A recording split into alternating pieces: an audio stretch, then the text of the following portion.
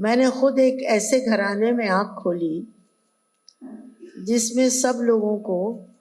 ایک ادبی ذوق تھا، میرے والد کو بھی اور والدہ کو بہت زیادہ، کیونکہ میرے نانا کی وہ ایک ہی بیٹی تھی اور انہوں نے بھی اپنی ساری محبت اور جو کچھ انہیں آتا تھا انہوں نے اپنی بیٹی پہ قربان کر دیا تھا۔ تو سب سے زیادہ جو میری ہمت بڑھائی شاعری کے سلسلے میں وہ میری ماں نے بڑھائی۔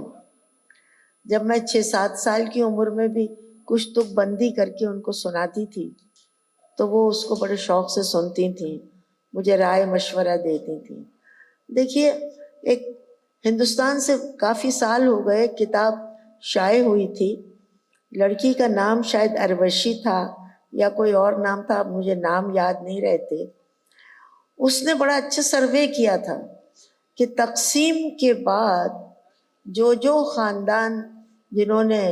یعنی مطلب اپنے آپ کو دوسرے ملک میں لے کے آئے، اپنی ایک جگہ چھوڑی، تو اس میں وہ خاندان زیادہ ترقی کرتے رہے جن کی مائیں زندہ رہیں اور باپ مر گئے، اور جن کی مائیں مر گئیں اور باپ زندہ رہے وہ خاندان اتنی ترقی نہیں کر پائے۔ تو یہ صرف ماں کا وجود ہوتا ہے کہ جو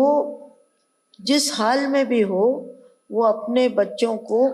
کچھ نہ کچھ کسی نہ کسی طرح سے دیتی ہی رہتی ہے۔ تو میں سمجھتی ہوں کہ میں نے، حالانکہ میرے باپ کو بھی بہت شوق تھا، مگر اور میرے باپ کا تعلق ایک ایسی جگہ سے تھا جہاں شعر و شاعری کا بڑا رواج تھا، وہ بدایوں میں ان کے باپ، میرے باپ کے بدایوں کے۔ تو لیکن میں آج بھی اس پہ میرا یقین ہے کہ مجھے جو کچھ ملا، چاہے وہ میری آواز ہو جو کہ ایک زمانے میں بہت اچھی تھی، اور چاہے میری شاعری ہو،